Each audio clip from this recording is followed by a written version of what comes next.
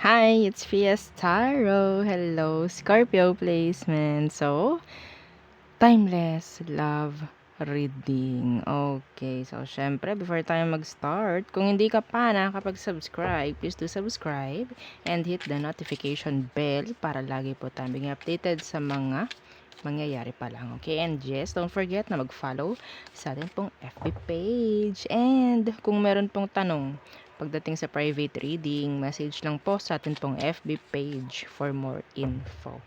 Okay, same name lang po ng ating channel. Okay. So, Scorpio placements. Ano bang meron?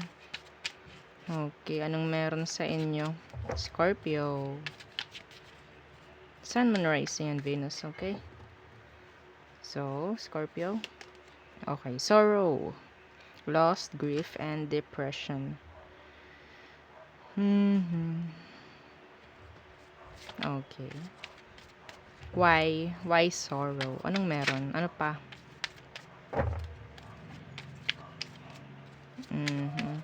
Ano tong sorrow na ito?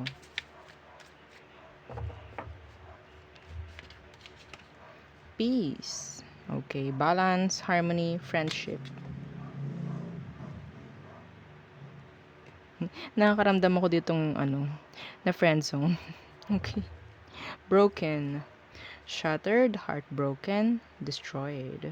Okay, so nakakaramdam ako dito ng someone na na-reject or na friend zone, mga ganyan.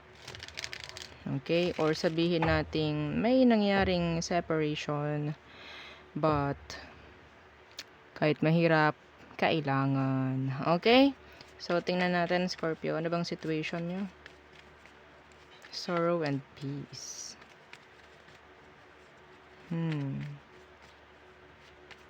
Okay.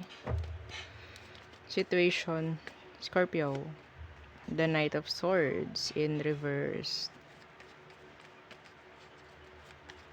Some of you, meron ditong issue sa communication. Yeah, the Sun in reverse. This is energy ng sorrow. The Sun in reverse. This is loss, grief, depression. Okay? So, pwedeng issue nga dito is sa situation ninyo, pwedeng ang problem, ang tinutukoy is action or the way how you communicate sa isa't isa, hindi consistent. Okay? An action na hindi consistent. Yun ang parang issue sa sitwasyon. Okay? Meron ditong parang nalalabuan. The Six of Swords, yeah. Yung iba naman, pwedeng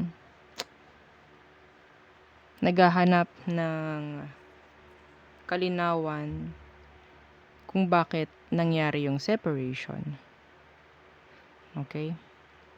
Some of you, yung distansya ang dahilan kung bakit hindi nagiging okay or bakit hindi naging okay. Yeah, masyadong mahirap yung sitwasyon for some of you. Okay, ano bang meron? Sino ba tong person na to? Anong meron sa kanya? Scorpio, anong meron sa person mo? Okay, the Three of Swords in reverse. So, sana walang third party.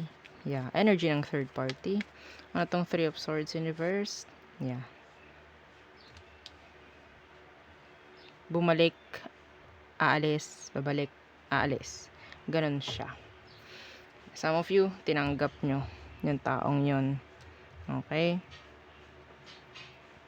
The Three of Swords in reverse, the Five of Pentacles. Yung iba sa inyo, pwedeng bumabalik or pwedeng nandyan siya. Pero, ang daming blaming energy, ang daming paawa effect ng taong to. Madalas kang iwan. Yes, pwedeng earth sign, pwedeng air sign. Madalas kang iwan yan. Okay, pwedeng yung iba rito, ang dahilan ng pag-iwan sa'yo is a third party or pwedeng meron siyang karelasyon na. Or pwedeng ikaw may karelasyon. i-fit nyo ha, yung sarili nyo sa kung anong sitwasyon. Okay? I-fit nyo yung story. Kung saang situation meron. Okay? So, ano bang emosyon niya? Anong emosyon ng taong to pagdating sa'yo, Scorpio? Anong emosyon niya towards you? The Eight of Cups in reverse. Nakakita ako dito, nakakaramdam ako ng energy sa kanya na parang, tawag dun, laging may self-pity. Parang ganyan, may self-pity. Pwedeng, alam niyo yun, parang laging paawa effect. Palagi siyang ganun.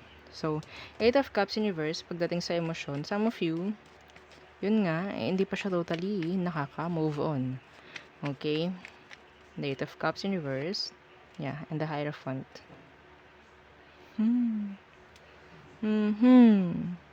Gusto niya ng commitment with you. Kaya pala ganito. Yes. Bakit ganyan?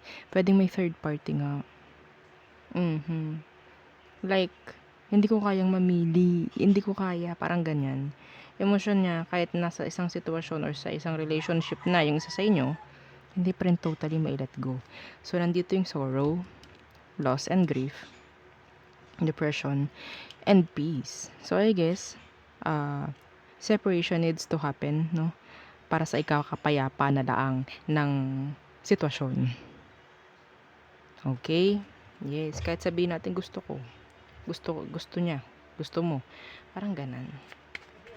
Okay, tingnan natin ano ba yung emotion mo for them. Scorpio, anong emotion mo for them? Scorpio. The Ace of Pentacles. Feeling mo miss opportunity to. Pwedeng ikaw yung third party. Pwedeng ikaw. Yeah, the Ten of Cups in reverse. Yeah, the Nine of Cups in reverse. Feeling mo siya yung person na hindi mo makuha-kuha. Napakalungkot. Scorpio, napakalungkot nito. Hindi natin pwedeng ipilit ang ang hindi pwede. Okay? Ikaw lang mahihirapan. Kaya yun nga, sorrow and peace. Sorrow and peace. Sabi ko kanina, pwedeng may separation dito, pero ginawa lang yung separation na yan para sa ikatatahimik ng bansa. Okay? So, tingnan natin. No? Anong next action niya towards you? Meron nga ba? Yeah. You're sad. Feeling mo miss opportunity. The Lovers. To connect? To reconnect? Oh no. What's with the Lovers? What's with the Lovers? Yeah, there's a movement. Yeah, there's a love offer. Oh no. Sana kung hindi ikaw yung third party, mas maigi. Pwedeng bitawan ito yung third party or what. Okay? Kasi ang next action niya is to communicate and to reconnect. Okay? And to make a love offer. Some of them hindi nila kayang gawin. Naka-reverse si King of Pentacles. That's being irresponsible or hindi lang niya kaya talagang gawin. Hindi niya kaya maging responsible, no? So, tingnan natin. Anong outcome nyo? Okay, outcome. Scorpio. The Fool. Taking risk. Oh no. Oh no, no, no. Okay, the Moon. In reverse. The Devil. The Page of Wands. Nakita ko dito ng tawag doon, makeup sex for some of you. Meron ako ditong pagbabalikang nakikita, Scorpio. Napakalimit. Kung sabihin, yung salitang balikan. Okay? Malimit. Malimit? Ano sabihin ng malimit? Hindi siya like seldom, no? Seldom, Tagalog dun. Pasensya na sa boses ko, ha? Oo, wala eh. So, seldom kung nakikita yung outcome na pagbabalikan. Kasi lagi tayong separation, no? Yeah. May magte-take risk dito. Okay? May mag-open up ng feelings. Kung walang third party dito, ipupursue ka niya uli. Okay, ipupursue ka niya uli. Mapababae man palalaki. Nandyan sila to reconnect. Yeah, the Queen of Swords Universe. Pwedeng iba sa kanila, takot na mawala ka talaga eh.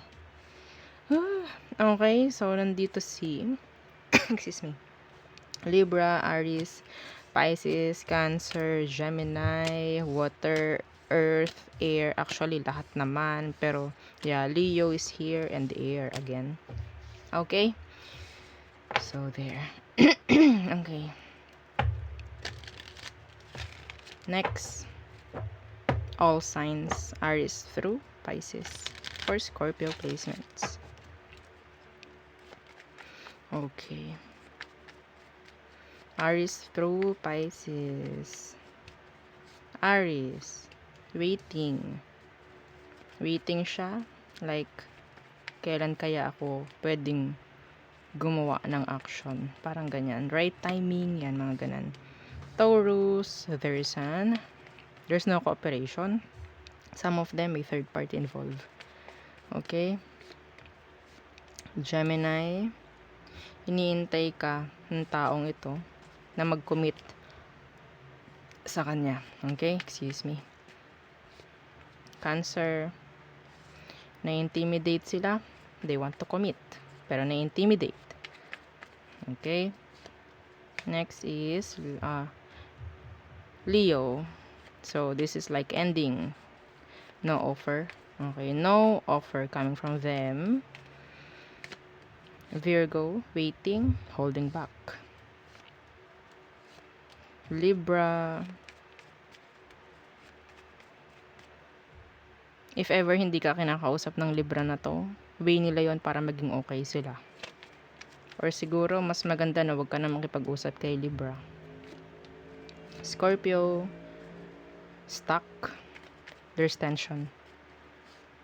Sagittarius.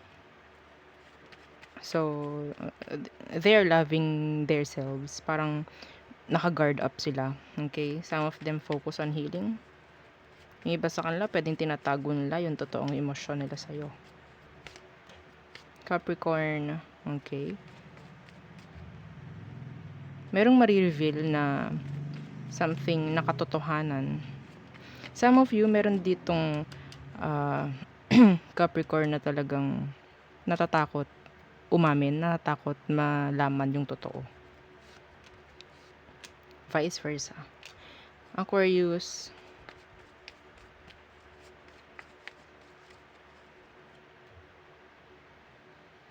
Iniisip niya wala ka ng attraction pagdating sa kanya.